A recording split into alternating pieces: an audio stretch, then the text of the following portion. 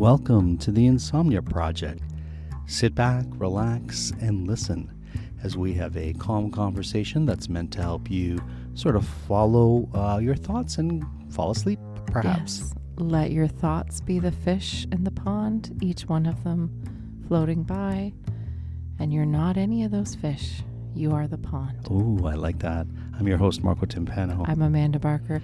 Listen, it might surprise everybody, but we don't do any prep for this. That's right. None whatsoever. Like, I didn't know you were going to start the podcast. Sometimes look. Okay, he does. I don't. Speaking of which, I want to just say this. I am looking into ad-free abilities for people who want that with the podcast because Acast no longer offers it. So just give me some time. I'm going to figure that out for you all. So just hang tight if you don't mind. In the coming weeks, just give us a few weeks here and we'll get it sorted. Yeah. Everything takes longer. I'm sorry about that, everybody. Yeah, I'm a little disappointed. But me too. What are you going to do? I got the backyard set up. You did. And I back deck, really. Back deck. No that's really true. yard there. There's no yard. Yeah, back wooden thing set up. I put our inside plants outside. That's a big moment.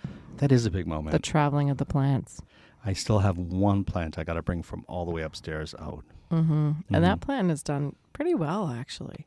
Money tree, right? The money trees, and they're big. They're big. They're tall. They're proper trees. Now, I was told you should never buy a money tree for yourself. Someone's supposed to buy you the money tree. Well, I bought you yours. You bought me mine. So that's fine. Yeah. And do we have another one? I don't know that we did. No, those are the ones we have. Those are the ones. Yeah. That's all we need. Yeah, but I have that floofy plant outside. I'm sorry? That floofy plant that I got. Is that the genus? It's called chenille, I believe. What? Yeah, really? It's a chenille plant. Yeah. Oh. Never seen it before.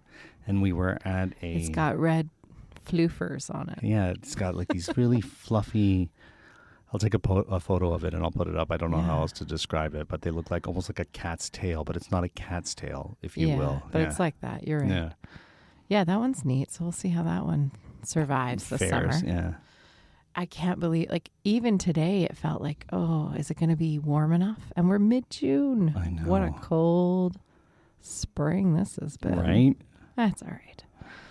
That's fine. I just have decided it means we'll have a nice, beautiful fall. I like that. I like when you make decisions like that. For the planet. There was something I wanted to talk about that we talked about last week that got executed, and I can't remember what it was. Executed. Well, I know something that just came into my head. Okay. Like a fish in a pond. Yeah. But now I don't remember. What's the name? Okay. Do you remember on Shark Tank, there was a woman, and she was from Japan, and she said in Japan there's a name for old person smell. Oh, my goodness. Like old man smell? No, I don't. I do remember this, but I don't remember what the name of it is. But what a thing to bring up on the podcast. Oh, is that triggering? Well, people don't want to talk about old man smell. Well, I only say it because I made this big pot of lentils, which, by the way, is something that I do when I'm low on groceries or the budget's tight or whatever. I like doing a big pot of lentils. It's something I've done forever. Years and years and years ago, I bought a UNICEF cookbook, and there was a recipe in there from a Canadian Olympian swimmer, and it was like recipes from Canadian Olympians, so pretty specific cookbook, and all the proceeds went to UNICEF. Anyway, and there was one called Spanish lentils, and I was like, my mom never really cooked with lentils, so I didn't really know what to do with them, and so I have followed versions of this recipe forever now. I mean, like 25 years at least. Wow. And this wasn't really that. It was kind of a version of that. But anyway, I made a big pot of lentils and also known as pulses. Pulses, yes. And incorporated sweet potato. I had a sweet potato to use. And anyway, when I first made it, it was good. And I had it in the crock pot. So sometimes what I do is I take the crock pot, sort of bowl and top out, put that in the fridge. And then I can just reheat it, like plunk it back in and reheat it. So when I made it, we actually were going out to dinner. And so we didn't end up eating it that night. I forget. I thought we were going to have it for lunch and it wasn't ready yet. So anyway, I didn't time it right. That was on Sunday. Well, it's been in the fridge. Today's Wednesday, so I was like, okay, I time to eat these things once and for all. And I heated them back up today, and it made the house have that sort of old person smell, I think. Well, I'm glad it wasn't me. Like, kind of like that nursing home smell. And I think that's just okay, he's not happy with me saying these things, but okay, let me be more specific then. A smell of sort of soup. Okay. And I also soup and then like laundered sheets. Okay. I associate with that smell, and like the sense of cleaning products and or the laundry mixed with this soupy smell. And that's what your pulses smell like? Well, that's what this is what the house smells like right now. Okay, well, I don't love that. Well, I didn't say you were going to love it, but I didn't think you'd be extremely triggered by it. I'm a little bit. Like, I mean, this is a Should podcast. we put a trigger warning? Well, I can't now. We've already sort of... You can do it at the beginning. You can backtrack. I mean, I like how Amanda just tells tells me to do stuff, and she has no...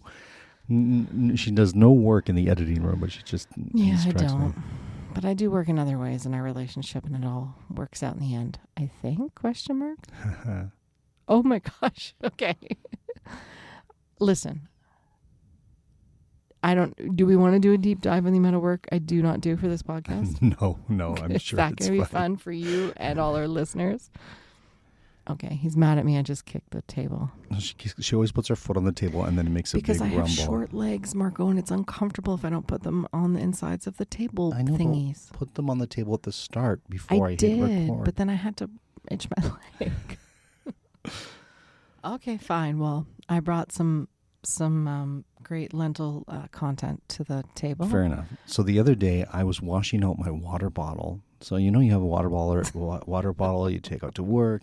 So I put some palm olive in it and I filled it up with water, halfway up with water, and I was going to shake it and really clean it out, and I left it on the counter.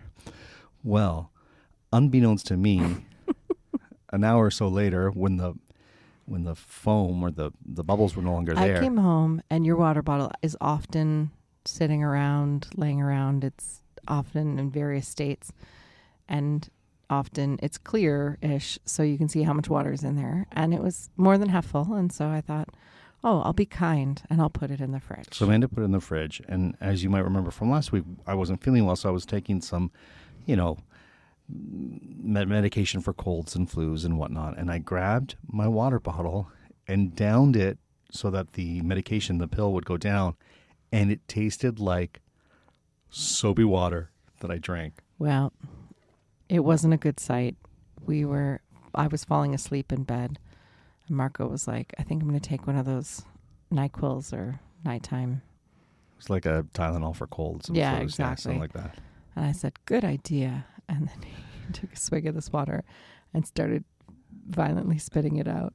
And I felt so bad because he was like, it tastes like palm olive. And I was like, I wonder why. Maybe because you washed it. And then he was like, we realized what had happened. Right. I was trying to be kind.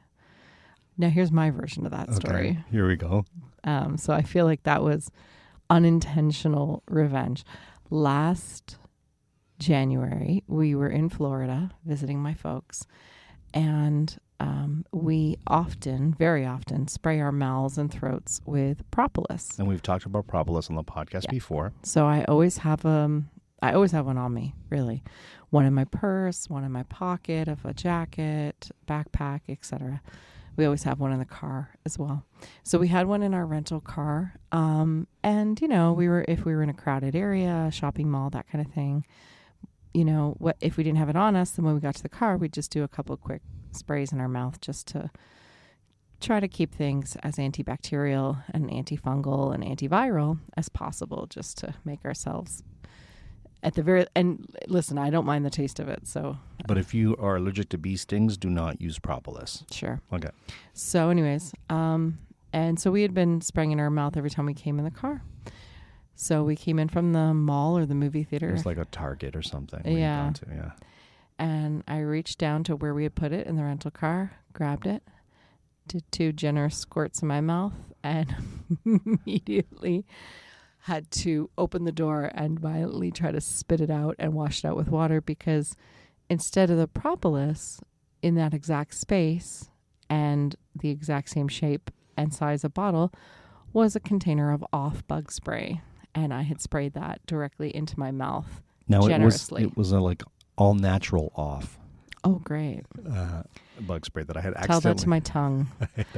Anyhow, so I spat it out, and I was, it was a moment of like immediately opening the door, immediately trying to get it out of my mouth. And all I can see is Marco's shoulders silently heaving because he finds it hilarious and yet is trying so hard not to openly laugh at me because he knows that'll just aggravate me more. But he couldn't stop. He was laughing so hard.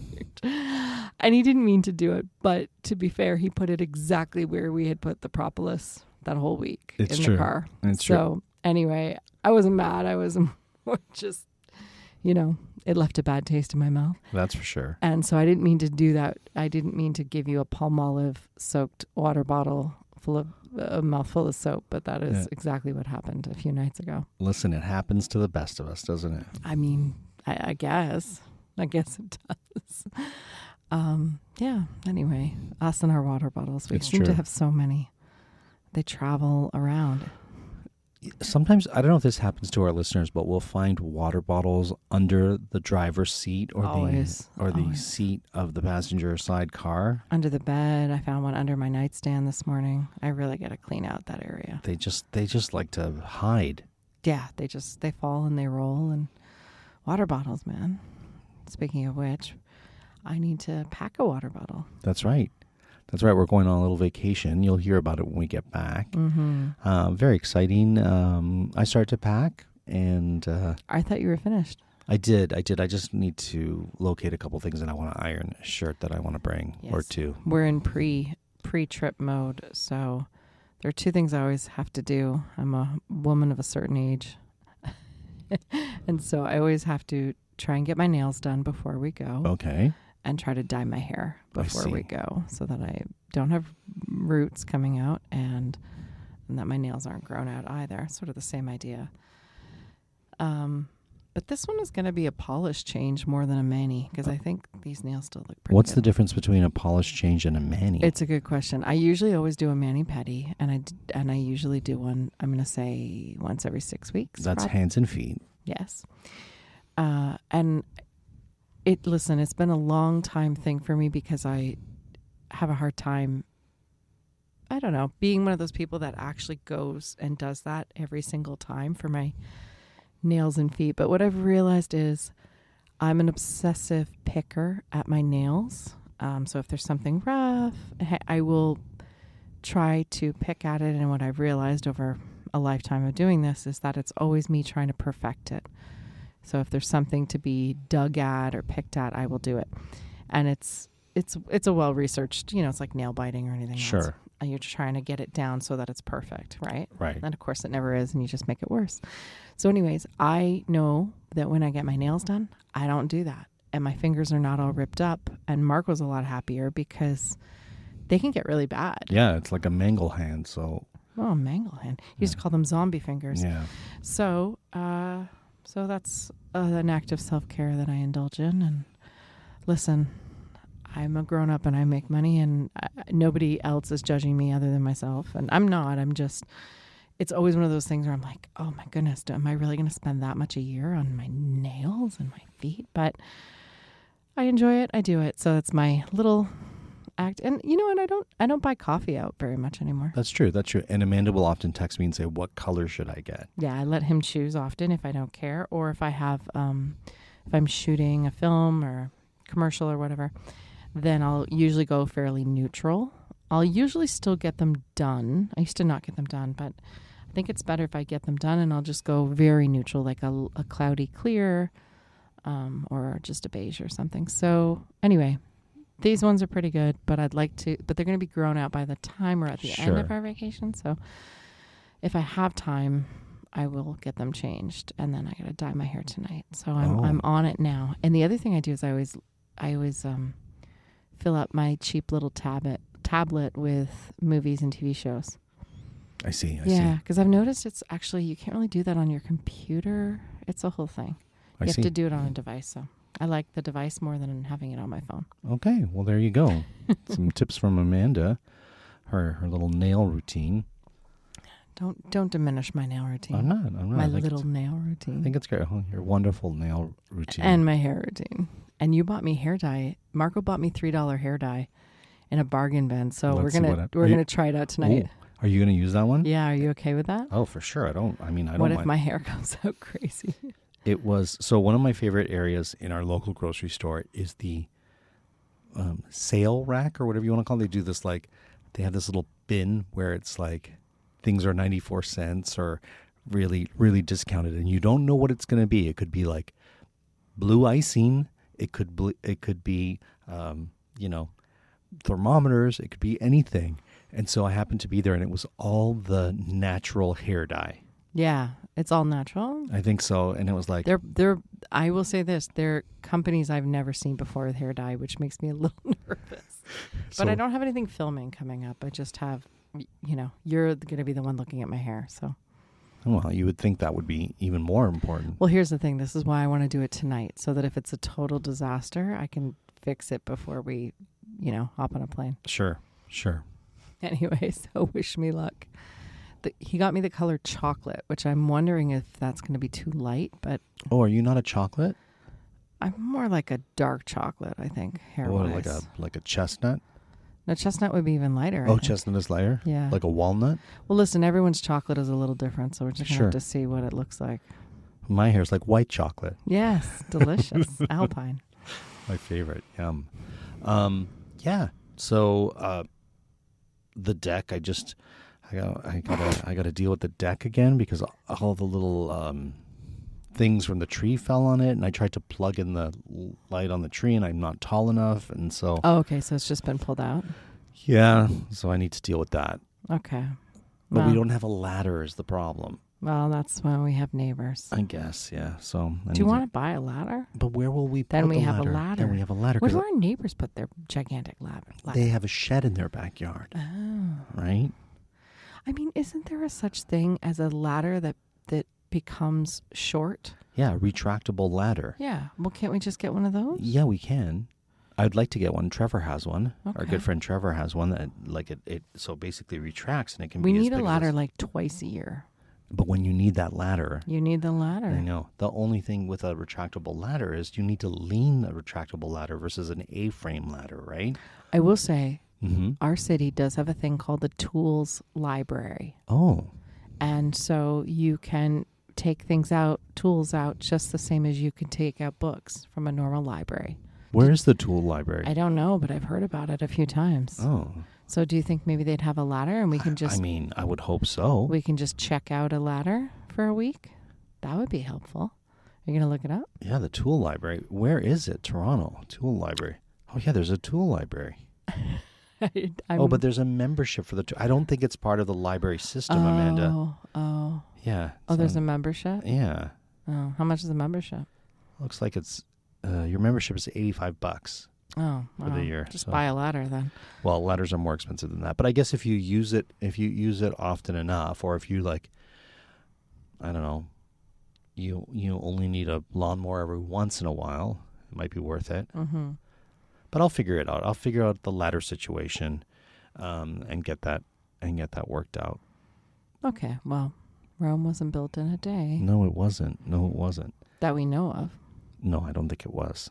All right. Yeah. Marco, we went to Stratford this weekend. Oh, that's right. And I think we've talked about Stratford on the podcast before. But Stratford is a really interesting town. It's a town devoted to theater, I would say. Wouldn't you? And the Pork Council of Ontario. The Pork Council of Pork, isn't it the Pork Congress? Congress, yeah. Which is an even funnier name. Like the idea of a Congress of Pork is so weird and funny. Yeah, I mean, it's a very... it's farm country and... Theater country. And theater country. Well, here's the thing. In the 50s, the town, all these towns, listen, people just name things the same thing over and over and over. I think we've established that. So, yes, it was not the original Stratford, but anyway, it's a Stratford, and right next to it is the town of Shakespeare. as well. Which is so small, like you just drive right You through drive it. through Shakespeare to get to Stratford, basically. Anyhow, and then I think it was the late 40s or early 50s, maybe. I think the 50s. They were trying to like drum up tourism for the town, and because nobody was going, it was aging farmlands and things like that, and so they decided to develop this little theater festival, and they put it in a tent every summer, and from that, this world-class theater festival grew, and it's well beloved by Canadians and all sorts of people abroad that go to it.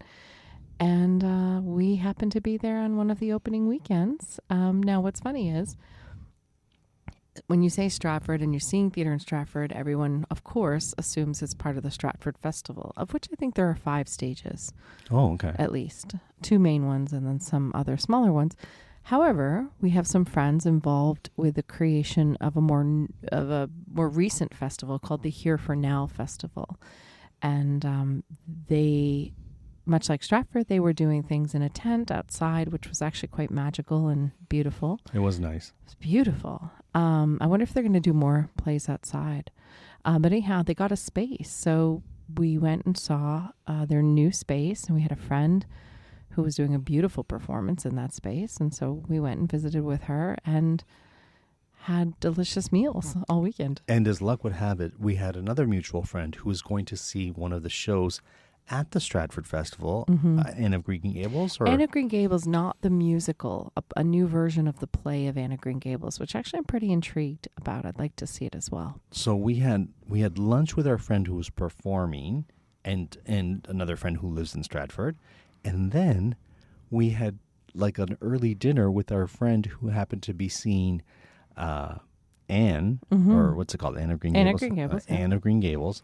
And so it was a lovely day in Stratford, Ontario. It really was really lovely, just visiting with friends, and that was the whole weekend for us. I spent Friday night, oh my goodness, at a meal that I will never forget. It was so good. A restaurant called Maven here in Toronto that's just opened. So my friend Daniel and I checked that place out because it's really close to his house. And then we ended up having a friend who was having her 43rd birthday on Sunday night. So then we went out to dinner with all of them. That's right. And we just had a lovely weekend of food. Food and friends. Ate our way through the weekend and enjoyed the company of dear friends too. Mm-hmm. What's more to life than that? Nothing, right? It's true. Is that how you say that? Is there more to life than that? Sure. And the answer is not really. I mean, or maybe there is. Up to you, I guess. That's a great weekend anyway, was what I was trying to say, very inarticulately. And now I'm racing to get the house in order before we go. Which That's is your plan? Yeah, that's my plan. Here's the thing. It's like I would be ready, but then inevitably curveballs get thrown. Like here's an 8-page audition full of monologues you have to get done by Friday. Speaking of which, our niece needs us to coach her through a voice audition that she has. Mm-hmm. And tomorrow her day is pretty full. Oh, right, because she has her violin. Yeah, so we've got to figure out if we can do it tonight, or she said maybe we can squeeze it in tomorrow, is what she said. So, okay. Am I involved in this, or is it more you and her? You can be, or I can be. The only reason I say that is because I'm going to be working till about 7 tomorrow. I see. Okay. Yeah. So then I'll get involved with that. I'm just letting you know now. Yeah, sure. Yeah. I'll work on it. It's one of the reasons I want to get more work done tonight. Great. So our night is not going to be over until we get all this work done. Oh, it's a long race to the finish line. But then the finish line is always the plane. Yeah, so much fun. Well, listen, thank you for listening to the podcast. Of course, we always look forward to your feedback, your thoughts, your what do you call it when people your engagement. Your engagement. Honestly, that's what it's about. We're here for you. The number of people that I record this and then I skip off and do other things, and Marco sits and edits it. And then I'll get a text from somebody saying that they listened to this one or they listened to that one, and hopefully helping them on their journey to sleep. Sometimes it's just our friends checking in with us. Well, thank you for listening, no matter what. And some people listen for sleep, and some people just listen for their day. However you listen, we appreciate having you as our listeners. I can't say listen anymore. But Amanda, I'm looking forward to next week with you. We will have a podcast episode that we'll record either tonight or tomorrow, and we'll have that ready as well. So until next time, or until the time after that, just know that each one of those thoughts is just a fish in the pond, and you're watching them, and ultimately you are the pond. And there you go. All right, Amanda, I will see you in a moment, but for the rest of you, we'll see you next week, or you'll hear us next week. Right, you got to say listen and sleep. That's the most important part. That's right. And don't forget, we hope you were able to listen and sleep.